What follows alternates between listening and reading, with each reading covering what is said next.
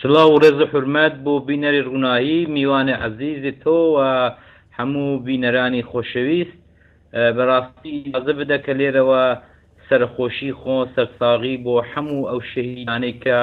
لە سەرتاسەری ئێران و بەتایبەت شارە کوردیەکانی ڕۆژهەڵاتی کوردستان لەو دە ڕۆژەی ڕابردوودا کەوتون. ئەمن لە تانە بەدانەی ئەو شەهیدانە لە بنەماڵەیان سەرخۆشی دەکەم. حەقیقەت ئەوەیە کە ژینە وەکو ترۆپکی کۆمەڵێک شاخێک لە ناڕەزایەتی، لە دیکتاتۆریەت، لە خەفەقان، لە زوڵم و زۆری 42 ساڵ 43 ساڵی کۆماری ئاخوندەکان، کۆماری ئیسلامی ئێرانێ کەڵەکە بوو، کۆبووەوە و ژینە بوو بەو دڵۆپا ئاوەی کە جامەکە پڕ بووە لێبشا و هەموو گەلانی ئێرانی گرتەوە. ئەوەی کە لەو شۆڕشەی ئەم جارەی گەلانی ئێران کە زۆر جێگای ئەوەیە کە هەزاران جار یادی ژینای جوانەمەرێک لە ناو مێژوودا ون نەکەین و هەمیشە و دایم یادی بکەینەوە. ئەوەیە کە بۆ یەکەم جار لە شۆڕشی گەلانی ئێراندا و لەو بەشەی کوردستاندا ژن بوو بە پێشڕەوی شۆڕش. ئەو بۆ پێشڕەبوونی شۆڕش و ئەو شعارەی کە چەندین ساڵ لەوەی پێش لە ڕۆژاوای کوردستان سەری هەڵدا و ژن بوو بە پێشەنگی شۆڕشێک بە دژی شەمشەمە چۆرەکانی داعش و شەرەبانی ڕۆژاوا هێنای ئەم دروشمە هاتە گۆڕێ و سەرتاسەری جیهانیش ئاشنا بوو بەو دروشمە واتە ژن ژیان ئازادی. ئەمڕۆ 90 میلیۆن خەڵکی ئێرانێ دەیڵێنەوە. ئەمە یەکجار جێگای شانازیە بۆ هەموو گەلی کوردستان. ئەوەی کە ئەوڕۆ لازمە بیکەین ئەویش ئەوەیە کە شۆڕش لە سەرتاسەری ئێرانێ دەستی پێکردووە. هیچ قسەیەک دەوەی دانێ ئەمن 40 ساڵ 4 ساڵە متابعەی وەزعی ئێرانێ دەکەم. ئەوەی یەکەم جارە کە شۆڕشێک هەموو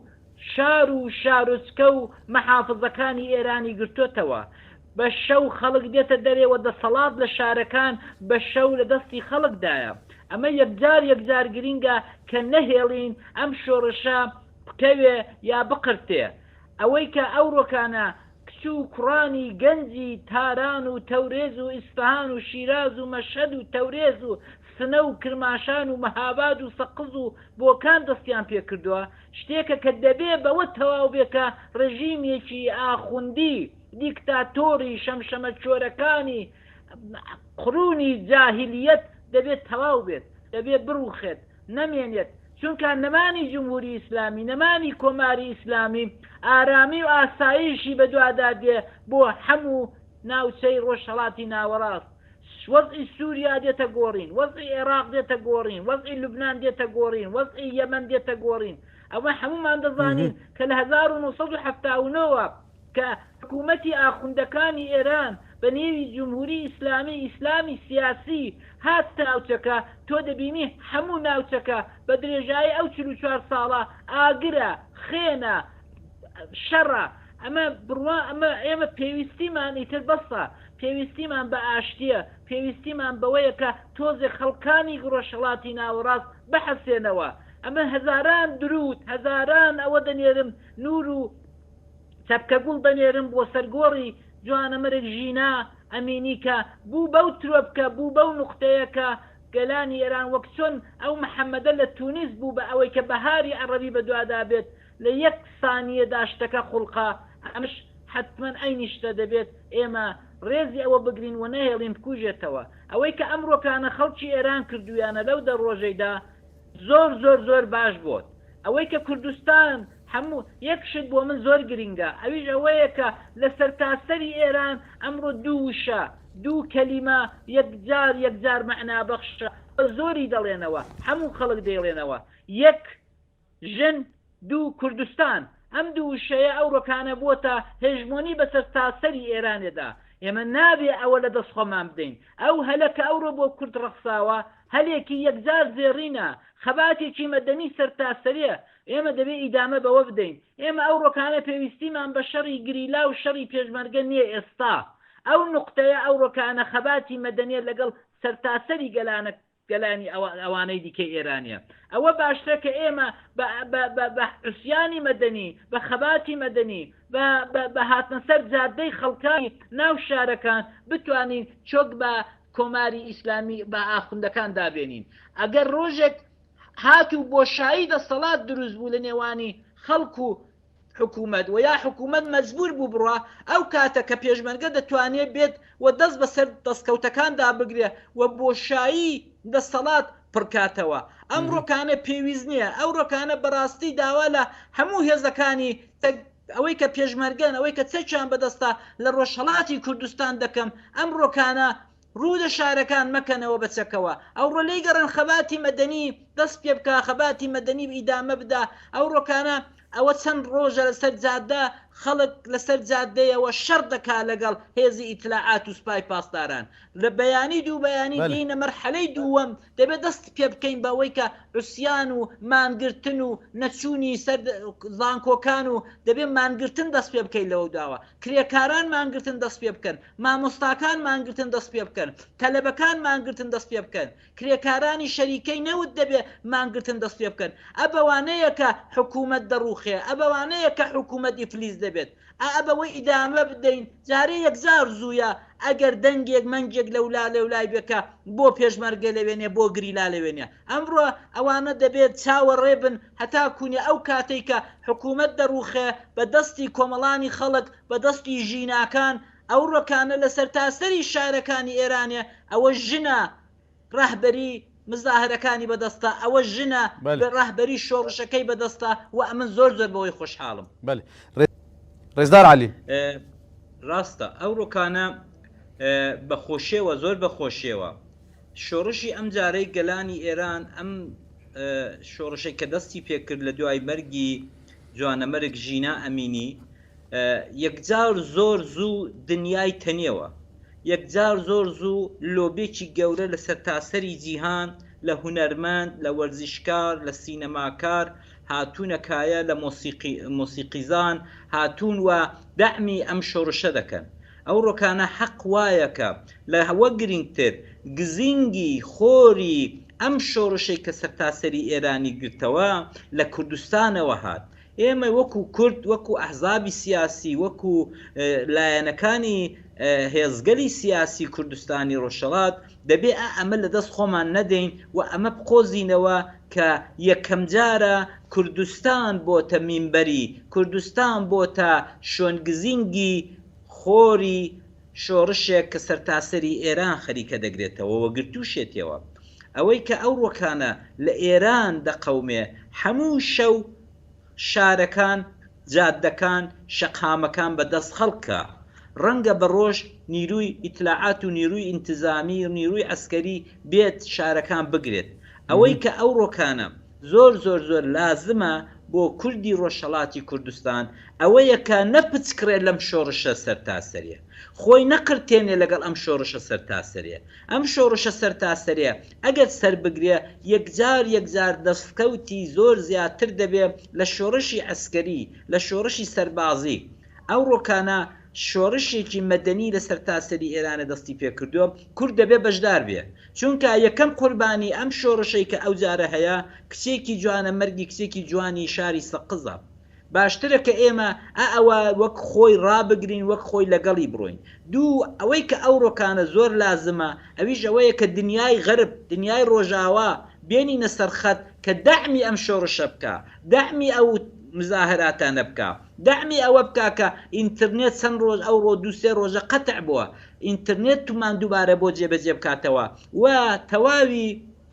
دەوڵەتان و دیپلۆماتەکانی وڵاتانی ئەوروپایە بێنین کاریان لەگەڵ بکەین کە سەفارەتەکانی ئێرانە دابخە هەر بە بیانوویەوەی کە سەفارەتەکانمان بۆ جێبەجێ نابێ خەڵک دوێنێ هێرشی کردە سەر سەفارەتی ئێران لە بریتانیایە شێرشی کرد لە سەفارەتی ئێران لە پاریسێ بۆیە زۆر بیانووی باشیان پێ حجزەی باشیان پێیە دەوڵەتانی ئوروپایی کە بە کۆماری جمهوری ئیسلامی بڵێن بە وەزارەتی خارجە بڵێن وەرن سەفارەتەکانتان کۆکەنەوە چونکە ئێمە تەبینی جانی ئێوەمان بۆ ناکرێ جالیەکی یەکجار زۆر ڕەوەندێکی یەکجار زۆری ئێرانی و کورد لە هەموو وڵاتانی ئوروپا و ئەمریکا بڵاو بۆتەوە هەردوێنێ لە ڤانکوڤێر ئەو سەری دنیاە ئەمریکا کانەدایە زیاتر لە 10,000 نەفەر لەسەر جادەکان بوون ئەمە جێگا فکرێکی زۆر باشەکە دیپلۆماتەکانی وڵاتانی دەرەوە بە تایبەت ئوروپا بە ئێران فشار بۆ ئێران بێنن کە ئێمە ئێوەمان بۆ نابارێزرێت پاراستنی ئێوە کارێکی زەحمەتە چونکە خەڵک تووڕەیە خەڵک دێتە سەرتان خەڵک ئاگر تێبەردەدا لە سەفارەتەکان ئەمڕۆکانە ئێمە ئیمکاناتێکی زۆر باش بۆ یەکەم جار دوای 40 ساڵ کەوتۆتە دەست کۆمەڵانی خەڵکەوە بە تایبەت دەست جالیەی کورد لە دەرەوەی وڵات ئێمە دەتوانین کاری سیاسی بکەین لەگەڵیان و نەهێڵین کە ئەوان جەڕاحەت بن ئاسوودە بن و ئەو جارەکانە خۆمان ئامادە بکەین بۆ دوارڕد هەر ماوە تاکتیکێکی خەبات بگۆڕین هەر ماوە تاکتیکێکی تازەی خەبات بێنینە گوارێ ئەو ڕۆکانە مزاهرەیە لەسەر جاددا ئەو ڕۆکانە ئاگر تێبەردانە سبەینی ڕەنگە مانگرتن بێ لە دایرات لە مەکتەب لە زانکۆ لە شەریکەی نەوت ڕۆژێکی دیکە دەتوانین شتێکی دیکە بێنینە گۆڕێ و بەڕاستی کۆماری ئیسلامی بێنینە سەر ئەژنۆوە و کۆماری ئیسلامی ئاوا دەڕوخێ کۆماری ئیسلامی بۆ ناڕوخێکە ئەمریکا بێت و بێنێ ئەوەی بکە ئەمە خراپە ئەو ڕۆکانە گەلانی ئێران هەمووی لەوەی دەترسێن کە داهاتوویەکی وەکو ئەفغانستانی وەکو سووریایان توش نەبێت ئەگەر کۆمەڵانی خەڵک بۆ خۆیان ئاکتەرێکی چالاک بوون لە خەباتەکە ئاکتەرێکی چالاک بن لە جوڵانەوەکە پێویست ناکە ئەمریکا بێ ئێران بڕوخێنێ هەر میلەت خۆی دەتوانێت ئەم ڕێژیمە فاسیدا لە ناو بەرێ کاتێک ئەو میلەتە ئەو ڕێژیمە فاسیدا بە دەستی کۆمەڵانی خەڵک لە ناوچوو ئەو دەم دەتوانن هەموو بە یەکەوە لە دەوری مێزێک دابنیشن ئینتخاباتێکی ئازاد دوور لە گەندەڵی و نیزامێکی تازە ڕێژیمێکی تازە حکوومەتێکی تازە بێنە سەرکار ئەو دەمەیەکە سیاستمەداری کورد ئەحزاب گەلی کورد دەبێ وریابن کە دووبارە فێڵیان لێ نەکرێ و داوای مافەکانی خۆیان بکەن و ئەو جارەکانە کاری سیاسی دێتە گۆڕێت هەر وەختێکی دەسەڵات بۆ شایی پەیدا بوو ئەو کات زۆر بەڕاحەت ئێمە هێزی نیزامیمان هەیە هێزی پێشمەرگەمان هەیە هێزی گریلامان هەیە دەتوانێت پسێ دەستکەوتەکانمان بپارێزێ لەوەش گرنگتر کاتێک دەبێتە ئەوەی کە پێشمەرگە بێتە گۆڕێ دەبێ ئێمە وەک ڕۆژاوا دەفکری ئەوە دابین ئەرتەشێکی نیشتیمانی پێشمەرگەی نیشتیمانی گریلای نیشتیمانی دروستکەین و هەموو مەوەحەد هەموو بە یەکەوە یەک ئەرتەش و ئیجازە بە بینیشای حیزبی نەدەین ئیجازە بەوە نەدەین هەر حیزبێک و بە خۆی و بە قووەتێکی ئەسکەریەوە بێتەوە ناوە ئەوە دەبێتە کارەسات ئەوە دەبێتە ئەو وەزعی کە لە باشووری کوردستان ڕوویدا ئەوەی کە ڕۆژاوای کوردستان لە دەستپێکی شۆڕشەوە ئیجازەی بە میلیشای حیزبی نەدا ئەوە تا ئێمە دەبینین ئەزمونێکی زۆر باشە تەجروبەیەکی زۆر باشە و تەجروبەکەمان دیت کە تووشی شەڕی ناوخۆ نەبوون. بله رێزدار علی يعني وبحثا سياسة مدار بارتيين سياسي روشنبير سازيين جواكا سيفيل دزقه نهاد روشكي وهذا جبوكو هناك آليين درفة هناك